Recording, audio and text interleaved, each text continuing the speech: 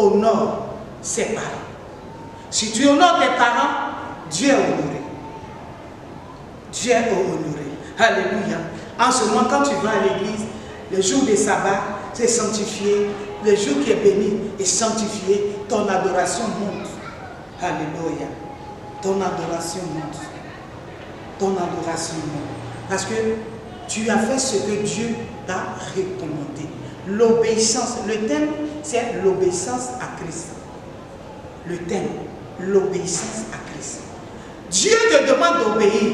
Mais il te demande de lui obéir. Mais comment? En donnant la place à tes parents. Parce que quand tu donnes la place à tes parents, tu les respectes, c'est Dieu que tu respectes. Alléluia. Dieu est honoré. Amen. Et quand tu viens à l'église et que tu sers le Seigneur, alors là tu es plus que béni maintenant. Parce que rien ne te ramène en arrière. Aucune malédiction, aucun esprit de mort ne t'accompagne dans tes projets, dans tes activités. Alléluia. Tu es restauré. Que le nom de Dieu soit béni. Donc le thème c'est l'obéissance à Christ. Amen. L'obéissance à Christ. Nous allons lire Luc 5, le verset 5. Luc chapitre 5, verset 5. Simon lui dit, Maître, nous avons travaillé toute la nuit.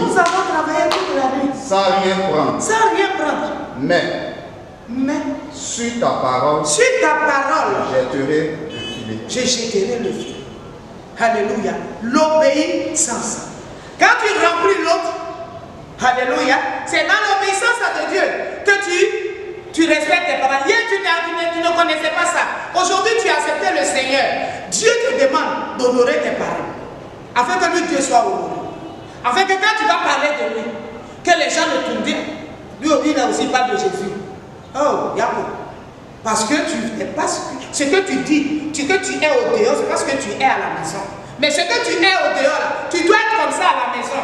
Pour que à la maison témoigne de ta fidélité à l'Éternel.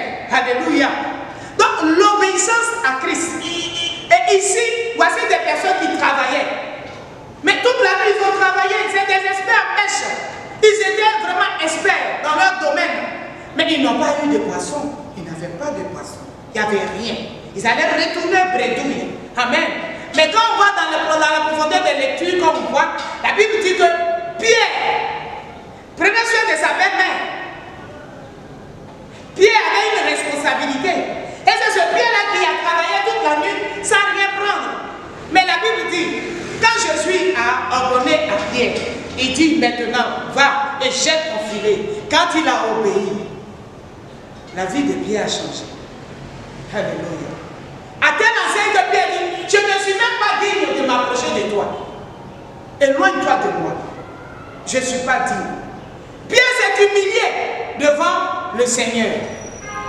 Le dimanche passé, on a parlé d'humilité. On revient sur l'humilité. Alléluia. Et il s'est humilié devant le Seigneur. Je ne suis pas digne. Je ne suis pas digne. L'obéissance au Seigneur. L'obéissance va te conduire au respect. Or, quelqu'un qui respecte, il est intelligent. Selon les évangiles, le respect, c'est l'intelligence. Quelqu'un qui ne respecte pas, il n'est pas intelligent. Si tu ne respectes pas une personne, tu n'es pas intelligent. Parce que tu ne sais pas cette personne que tu ne respectes pas, tu ne sais pas ce qu'elle peut faire pour toi. C'est parce qu'elle est devant la porte qu'elle ne peut pas faire quelque chose pour toi. Non. Non. Le respect, Dieu dit de le respecter. Mais si je dois respecter Dieu et que je respecte le Seigneur, que je ne respecte pas mon semblable, je ne respecte pas Dieu. Je n'ai aucune considération pour le Seigneur. Je n'honore pas le Seigneur. Je ne fais pas l'œuvre de Dieu. Alléluia. Dieu me dit, fais ceci. C'est maintenant je vais raisonner. Pourtant la Bible, je l'ai lue. Mais il y a des comportements que je ne dois pas avoir. Il y a des choses, je dois me lever pour le Seigneur. Je dois me lever. Mais je suis encore assise. Je ne respecte pas Dieu. L'obéissance n'est point à moi. Alléluia. Alléluia. Pierre a obéi. Et sa vie a changé. Je vais t'inviter à obéir. Obéir à Dieu. Obéir à Christ. Le dimanche passé, c'était de venir au Seigneur. Reviens au Seigneur. Reviens. Mais si tu viens à l'Éternel, c'est dans l'obéissance à Dieu. Parce que si tu n'es pas prêt à obéir, quand même que tu es à l'église, tu n'es pas à l'église. Quand même que tu es enfant de Dieu, quand même que tu as la Bible, tu ne peux pas, parce que ce qui est écrit dedans doit te pousser à l'obéissance. Gloire à Dieu. L'obéissance. L'obéissance à l'Éternel te pousse à méditer. L'obéissance à l'Éternel te pousse à méditer. Te pousse à te consacrer. Te pousse à te respecter. Te pousse. Parce que c'est ça l'amour de Dieu. Alléluia. Gloire à Jésus. L'obéissance à Christ. Le respect. Le respect de Dieu. Si tu te comportes bien, que tu es respecté, tu es respecté. Mais tu te comportes mal. Et on parle mal de toi. Ça veut dire qu'on parle aussi mal de ton Dieu. Alléluia. Il faut que tu te comportes de telle sorte que si quelqu'un parle de toi, que Dieu soit glorifié. Alléluia. La Bible dit, Dieu a témoigné des gens. Il a dit, est-ce que tu as vu mon fils Jean? Mais Dieu s'est adressé à qui? À Satan. Il dit, il n'y a pas quelqu'un qui m'aime comme Job. Et Satan dit, c'est parce que tu l'as béni, tu lui as donné tout ce dont il a besoin. Il dit, si tu veux prendre toutes ces choses. Mais Job s'est accroché à l'Éternel. Alléluia. L'amour de Dieu est au-dessus de tout. L'amour de Dieu, la bonté de Dieu, la fidélité de Dieu, la grandeur de Dieu. Gloire à Dieu. Alléluia. Donc si tu es un enfant de Dieu, tu dois obéir. Obéir. L'obéissance. L'obéissance. L'obéissance. Elle doit produire en toi le respect. Amen. Le respect. On peut lire dans Luc 8, le verset 24.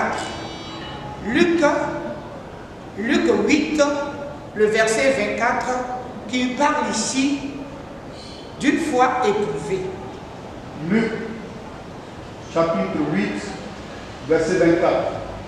Ils s'approchèrent et le réveillèrent en disant, Maître, nous périssons. Nous périssons. S'étant réveillé, il menaça le vent et les flots qui s'apaisèrent et le calme revint. Alléluia. Amen. Quand ils se sont vus en danger, ils ont eu recours à qui?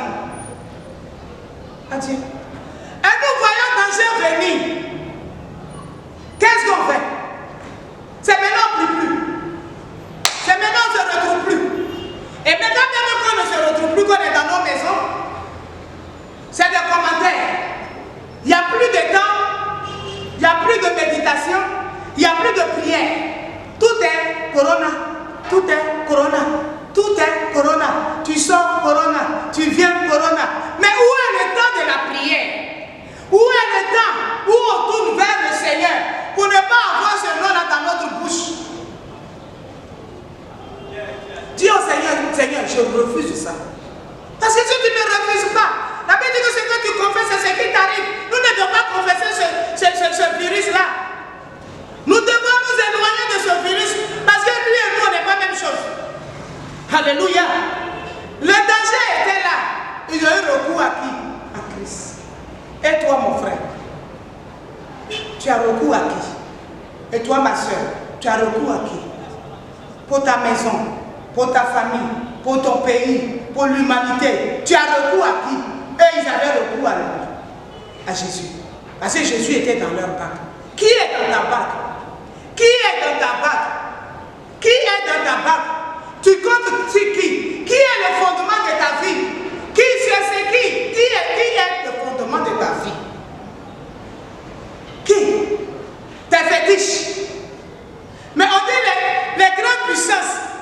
Aujourd'hui, les scientifiques même ont réfléchi, jusqu'à même sont fatigués de réfléchir.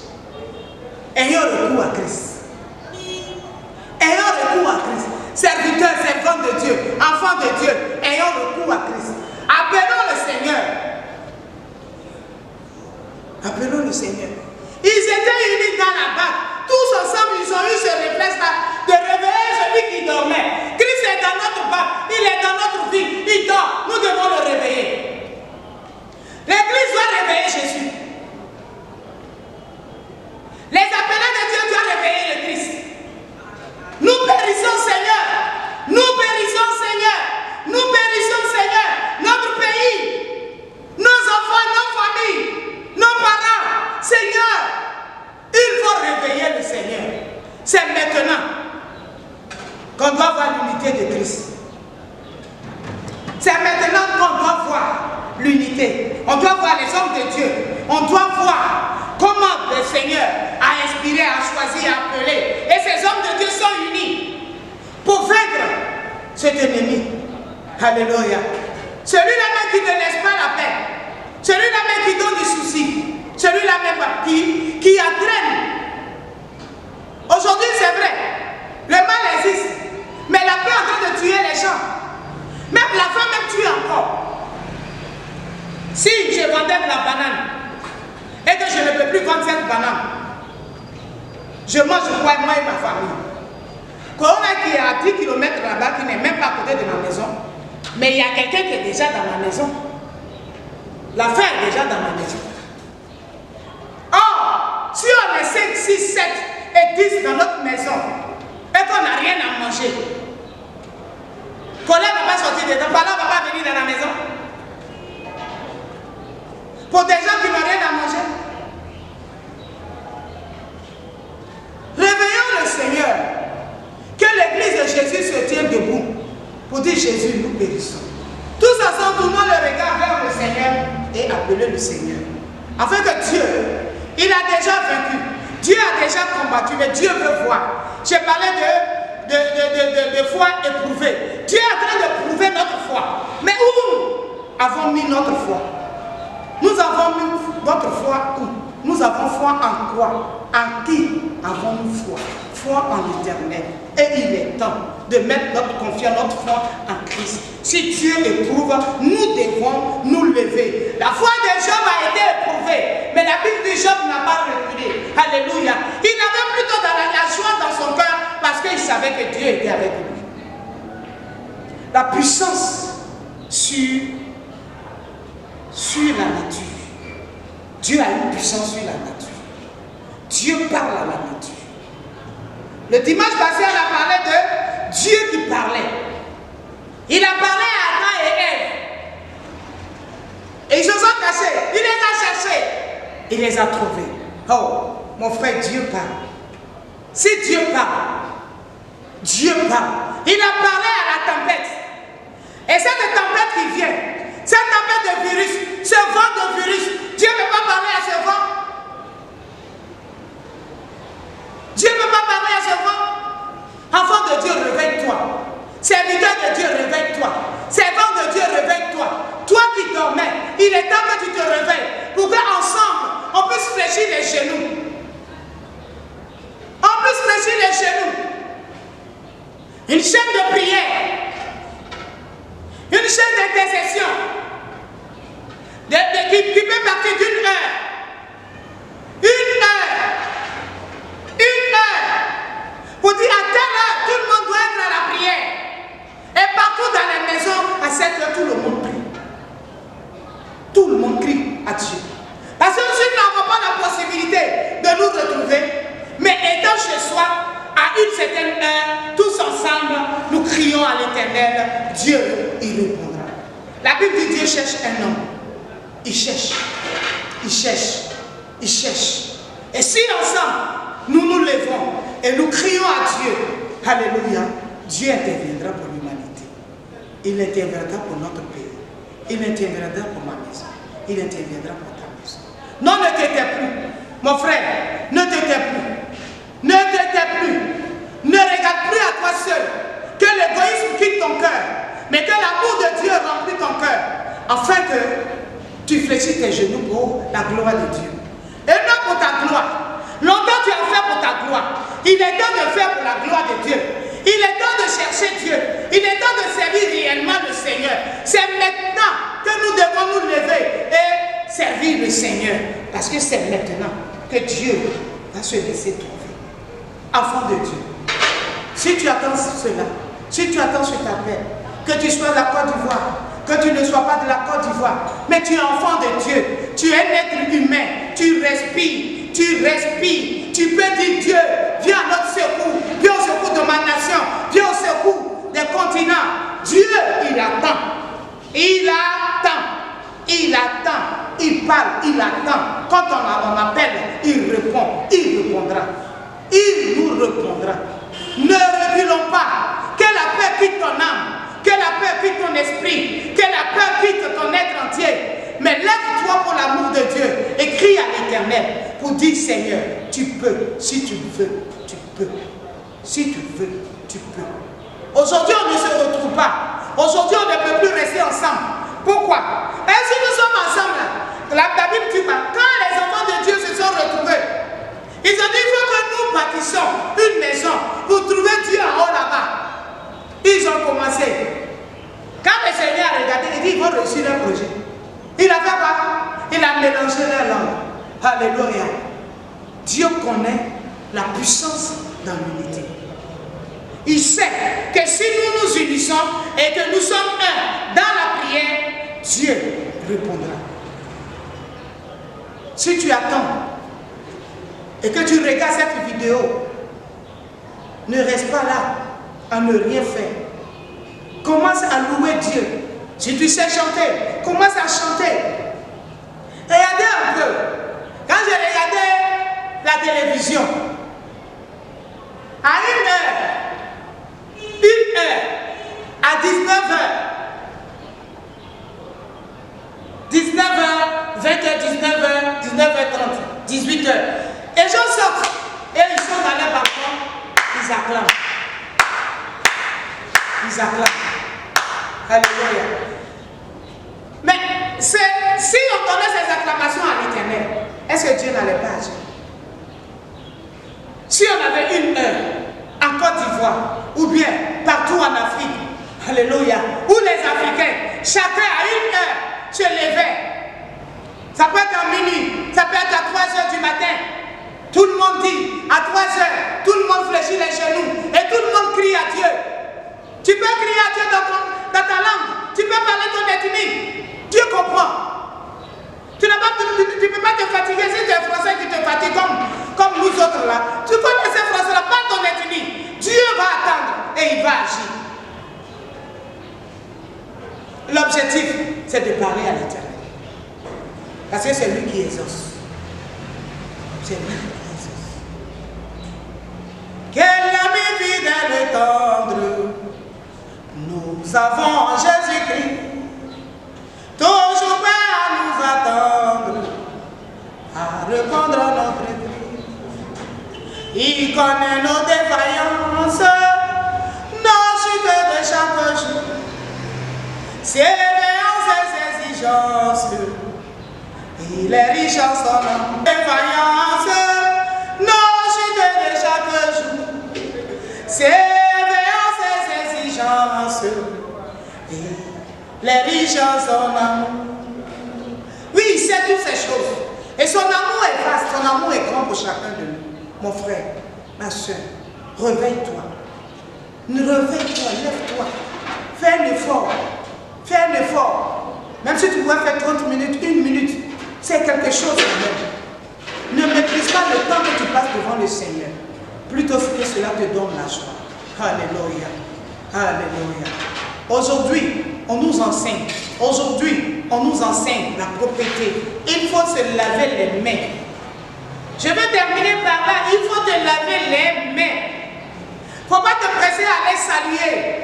Je sais qu'en Afrique, c'est une souffrance pour nous. Parce qu'on n'a pas cette habitude-là. Mais ce virus-là vient pour nous donner encore. Alors, pour éviter de contaminer ton frère, ta soeur, si tu aimes vraiment ta soeur, si tu aimes vraiment ton frère et que tu portes l'amour de ton frère, ne te hâte pas à aller te jeter dans ses bras. Le contraire, que l'amour de ton frère te freine et que tu dis simplement bonjour et bonsoir. Alléluia. Et quand nous nous retrouvons à la maison, avant d'embrasser toi-même tes propres enfants, enfants, dis aux enfants, attendez, je vais laver mes mains d'abord. Alléluia. Et tu laves tes mains. Si tu peux aller te changer, tu te changes, tu te laves et tu viens embrasser tes enfants. Alléluia. Parce que tu ne sais pas qui t'a touché. Tu ne sais pas qui t'a touché. Tu ne sais pas. Ça, c'est ce que tu peux faire humainement. Alléluia. Humainement, c'est ce qu'on peut faire. Et si tu ne le fais pas, ce n'est pas bien. Humainement, nous devons faire. Se laver les mains, se laver, alléluia, se laver, se laver. Et contrôler aussi ce que nous mangeons. À ce moment-là, il ne faut pas provoquer diarrhée, il ne faut pas provoquer mal de tête, il ne faut pas les provoquer. Là où ils sont là, laisse-les là-bas. Pratique ce qu'on te demande tout simplement pour que tu aies la santé. Alléluia. Si Dieu a permis qu'on nous enseigne tout cela, c'est pour sa gloire. Pratiquons, obéissons. Revenons à l'obéissance. Obéissons à Dieu et Dieu sera avec nous. Que Dieu vous bénisse et que Dieu bénisse la porte de l'humanité. Je l'ai mis en lumière.